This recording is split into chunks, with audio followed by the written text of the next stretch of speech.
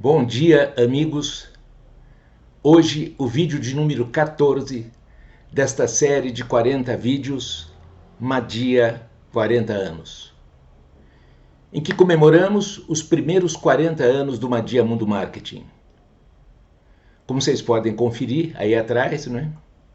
Times Square, a Praça do Mundo, melhorou um pouquinho em relação à semana passada, mas ainda segue com poucas pessoas.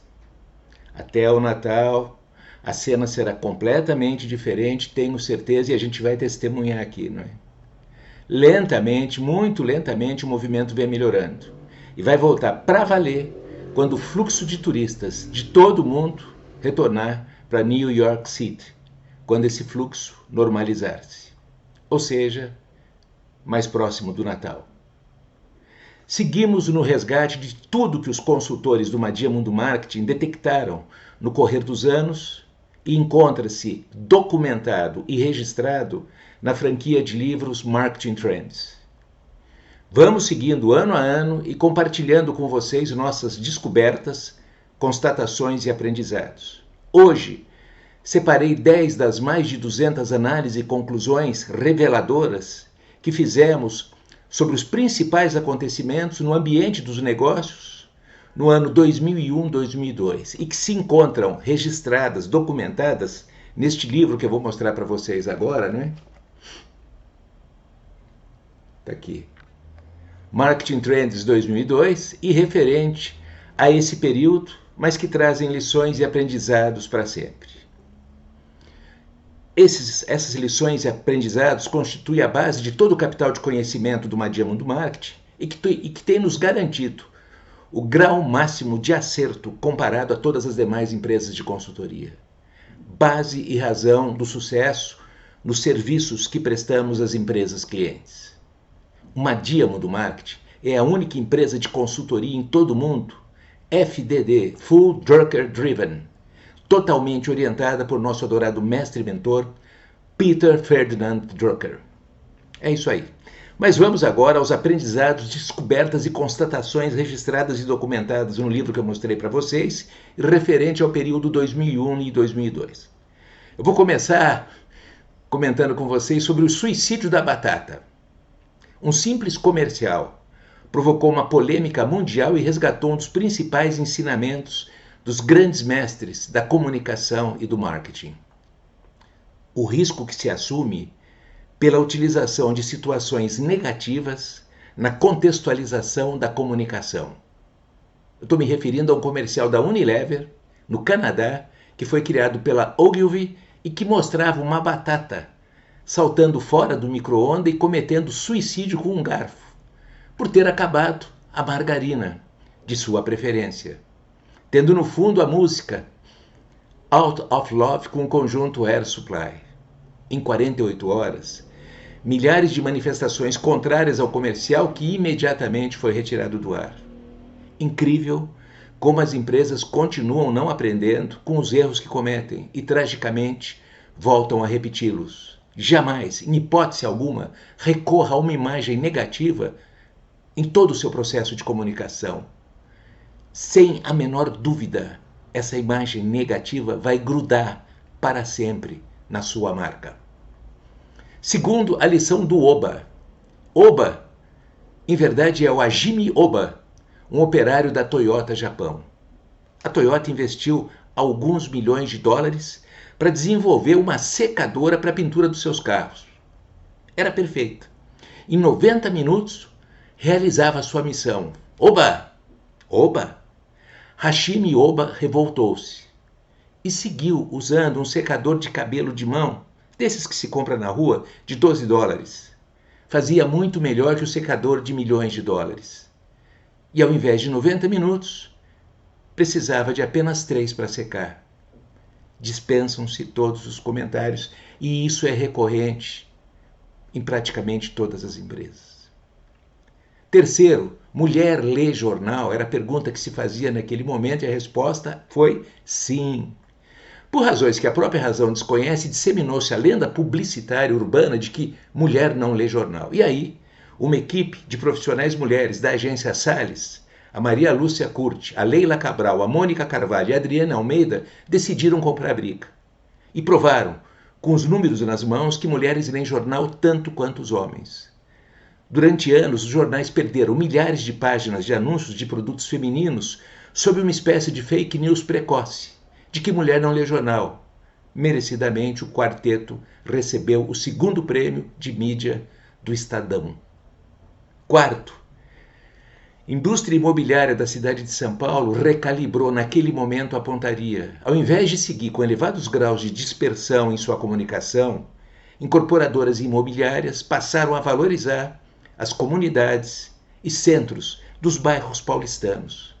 A partir do momento em que, circunstancialmente, uma matéria da revista da Folha, e depois de pesquisa, constatou que os moradores da cidade de São Paulo eram e continuam sendo até hoje bairristas. Sempre davam preferência ao procurar um imóvel localizado no mesmo bairro onde nasceram e moram. 5. 20 anos dos restaurantes Aquilo. No início dos anos 1980, um cliente entrou na família Mancini. Para almoçar, pediu uma porção de frios. Voltou à noite, ainda estava com vontade, e pediu a mesma porção de frios. No almoço, foi servido com uma porção generosa. No jantar, e pelo mesmo preço, uma porção, no mínimo, reduzida pela metade. Chamou Walter Mancini para conversar. Walter, não está legal isso, né? O Walter ouviu, desculpou-se, mandou servir uma nova e generosa porção para o cliente e foi para casa. Não conseguiu dormir. No dia seguinte, a primeira coisa que ele fez, antes de abrir o restaurante, foi passar numa loja, comprou uma balança para não viver mais o mesmo constrangimento. E passou a servir tudo pesado. Naquele momento, e sem querer, Walter Mancini criava a instituição nacional e presente em mais de 5 mil municípios do Brasil hoje, o restaurante por quilo. Sexta, 70 anos do Harry's Bar. Talvez até hoje o Harry's Bar de Veneza seja o bar mais famoso e emblemático de todo o mundo. Por suas mesas frequentaram e passaram o Marconi, Charles Chaplin, Toscanini, Truman Capote, Orson Welles, Barão de Rothschild, Onassis, Hemingway, assim como a irreverente e legendária Peggy Guggenheim e a deslumbrante e irresistível Rainha Carmen do Reino de Cruzália. Antes de escrever com os consultores do Madia Marketing Trends 2002, eu dei um pulinho até Veneza, fui conversar com Arrigo Cipriani, que é filho do Giuseppe, fundador do Harry's. E dele ouvi a história de 70 anos antes. Segundo o Arrigo, o seu pai, o Giuseppe, trabalhava no Hotel Europa, onde se hospedava um jovem americano de Boston, o Harry Pickering, de família rica. Só que ele enchia a cara todas as noites, Até que um dia o pai decidiu cortar a mesada dele. Penalizado com a situação do Harry, o Giuseppe emprestou o equivalente a $5.000 a ele para que não morresse de sede. Anos depois, Harry volta a Veneza, paga os $5.000 e dá 40 mil de presente para o Giuseppe, com a condição que usasse o dinheiro para abrir um bar. Em reconhecimento, Giuseppe batizou o bar de Harry's Bar. E na sequência, o Arrigo contou-me outras histórias do bar mais emblemático do mundo, o Harry's de Veneza, não dos outros lugares que, segundo eles, não passavam de contrafacções grosseiras. Contou-me, por exemplo, sobre o casamento do Woody Allen com a Soon-Yi Previn, em 1997, e enquanto eu tomava uma taça de prosecco e devorava um espetacular risoto de abóbora em companhia da Rainha Carmen, tentou me ensinar a fazer o sanduíche de camarões criado pelo gondoleiro e prato preferido de Orson Welles e Truman Capote. Num determinado momento, ele parou, emocionou-se e começou a contar sobre a criação do carpaccio. Segundo ele, obra de arte de uma das mais tradicionais frequentadoras do Harry's, a condessa Ana Nani Mocenigo, amiga inseparável da Rainha Carmen do Reino de Cruzália. A Rainha Carmen fora proibida pelo médico de comer carne cozida e só podia comer carne crua, temperada e cortada em fatias, no limite da finura, e as duas decidiram prestar uma homenagem ao pintor veneziano Vittore Carpaccio, batizando o prato com seu nome. Antes de terminar de comer a sobremesa, uma espécie de bem-casado veneziano que derretia na boca acompanhado com sorvete de violetas do campo, o Arrigo fez questão que eu experimentasse a criação e obra-prima do seu pai, o Bellini, mistura de suco e polpa de pêssego com prosecco. E na sequência também me serviu o Montgomery, batizado por Hemingway em homenagem ao general inglês Bernard Montgomery, uma variação radical do martini seco. Receita: uma porção de 15 de gin para 1 de vermute. Aí você fala, Madia, você enlouqueceu, né? Você não para de falar essa história, né? Por que você contou essa história tão longa a respeito do Harris, né? Porque em nossos serviços de branding tem um determinado momento em que construímos com o capital humano da empresa o brand book, o plano, o mapa, o roteiro de todo o processo de construção da marca, cujo primeiro capítulo é o manifesto, o discurso ensandecido de alguém que decidiu empreender, e o segundo é a narrativa, o histórico da marca, a essência que garante vitalidade e respeito pelo retrospecto a uma marca, né? E aí me dizem, Madia, você poderia me dar um exemplo? E eu conto com maiores detalhes, claro, o que acabei de contar para vocês sobre o Harris Bar. 7. Os 100 anos da Pastilhas Valda.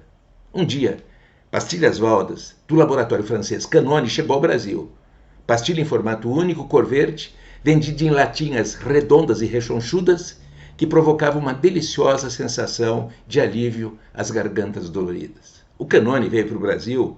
Por que ele veio? Porque ficou impressionado com o número de brasileiros que visitavam sua loja na cidade de Paris para comprar a pastilha milagrosa. Hoje, 120 anos depois, Pastilhas Valdas segue consagrada e aliviando a dor da garganta de milhares de brasileiros. Sustenta-se na melhor e mais eficaz forma de comunicação que existe, o boca a boca. De bisavó para avó, para mãe, para filha, para neto. Nada melhor para uma pastilha, para a garganta, que comunicação boca a boca. Essa história tem muitos e outros capítulos que também conto por inteiro logo depois de contar a história do Harris e quando nossos clientes nos pedem para dar mais exemplos sobre o que é narrativa. 8. O mais importante dos dias. Próximo da virada do milênio, os consagrados autores Al Ries e Jack Trout lançavam mais um livro de sucesso. Aliás, foi a nossa empresa que lançou em conjunto com Milton Assunção da M-Books. As 22 leis consagradas do marketing. Dentre as 22, uma dizia e repetia um bordão americano que é "You'll never get a second chance to make a first and better impression." Não existem segundas chances de se causar uma primeira e ótima impressão. Essa lei era e continua sendo absolutamente válida, e seu cumprimento deveria ser obrigatório em relação à forma como a empresa se relaciona com seu capital humano. E que começa como? A partir do primeiro dia do trabalho de um novo colaborador. Ele deveria obrigatoriamente ser recebido pelo presidente da empresa, ou pelo CEO, que de viva voz contaria as razões de ter decidido abrir a empresa, falaria sobre os compromissos e valores, repassaria a narrativa e deixaria claro qual é o legado que pretende deixar. Mas até hoje, o primeiro dia de um novo colaborador numa empresa é um desastre. Quase sempre marcam para começar uma segunda, quem deveria recebê-lo chega atrasado, esbaforido, o novato passa a manhã sentado na recepção e depois do almoço recebe um monte de impressos para ler. No final da tarde, início da noite, quando chega em casa, seus pais, mas os vizinhos emocionados, de olho arregalado, esperam por ele e perguntam: "E aí, como foi?" E o jovem não sabe exatamente o que dizer. Jamais se esqueçam.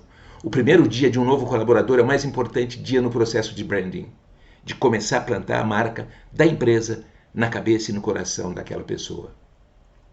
9. O mistério das 6 implosões. Las Vegas, como os que conhecem sabem, fica à beira de um deserto. Em verdade, é ao fundo de um oceano. De repente, em poucos anos, 6 hotéis famosos foram implodidos com transmissão direta pela TV.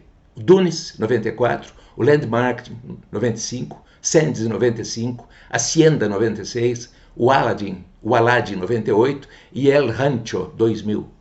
Na cerimônia de implosão já se anunciavam os sucessores, e que seriam, e foram, e são o Treasure Island, o Bellagio, Caesars, Mandalay Bay, Paris, MGM, Excalibur. No início, Las Vegas era frequentada exclusivamente por homens, que iam em busca de sexo, bebida e jogo. Os hotéis foram construídos levando em consideração esse público. Um dia, uma mulher resolveu conferir o que seu marido fazia tanto em Las Vegas. Foi junto. Mais adiante, os filhos quiseram ir, e assim o foco da cidade saltou do homem, em busca de bebida e sexo, para a família, em busca de diversão, de conforto, de beleza. E não dava para adaptar os hotéis. Tinha que destruir, implodir e reconstruir. E na medida em que a cidade ficou family friendly, passou a hospedar também convenções de empresas, lançamentos de produto e local preferido por feiras e exposições, onde os profissionais podiam e podem levar suas famílias. Conclusão: Las Vegas é a cidade com o maior número de quartos de hotéis por metro quadrado do mundo e com um índice de ocupação superior a 92%, os 365 dias do ano. Muitas vezes, se o foco muda, tudo precisa ser refeito. É o que acontece hoje com todas as empresas de todos os setores, de todos os portes e setores de atividade. A tecnologia devastou a realidade. Existe uma nova realidade. As empresas precisam, para sobreviver, reinventarem-se. E 10.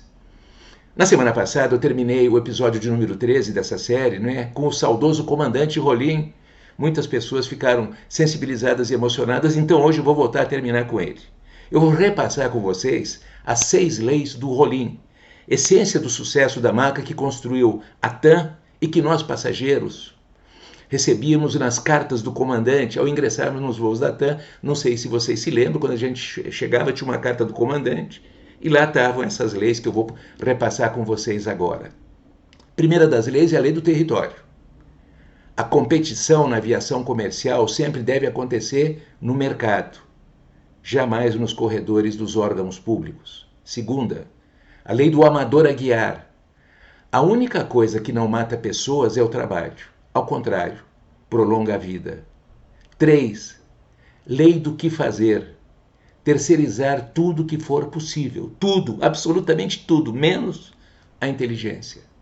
4. Lei do momento certo. Chegada a hora, é preciso coragem e ousadia para decolar com tudo. 5. Lei da cabine. A cabine de passageiros é sempre mais importante que a cabine do comandante. Lei do contraste. Na aviação, a melhor receita sempre é avião novo e piloto velho, como deveria ser sempre em todas as empresas. E 7. Lei do benchmark. Quem não tem competência para criar, tem que ter coragem para copiar.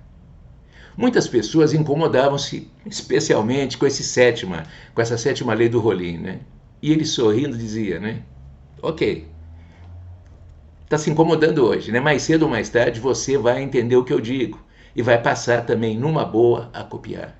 Isso é técnica de gestão, isso é competência. Hoje, com o tempo, mais de 20 anos depois, todos reconhecem e dão valor à coragem do comandante de assumir e valorizar a cópia, o tal do benchmark, ao que os chineses recorreram, por exemplo, para o maior turnaround de um país de todos os tempos. Isso mesmo, turnaround como na música, na velha e boa música, levanta, sacode a poeira e dá volta por cima. É isso, amigos. Hoje falamos do ano 2001-2002. Na próxima semana conto e repasso com vocês algumas das centenas de descobertas que realizamos e que convertemos em conhecimento para orientar, apoiar e planejar o futuro de todos os nossos clientes. Trago para vocês na semana que vem toda a documentação referente a 2002 e 2003. Uma ótima semana e muito obrigado pelo carinho de sua atenção e amizade. Na próxima semana, o capítulo 14º desta série, Madia, 40 anos. Bom dia e até lá.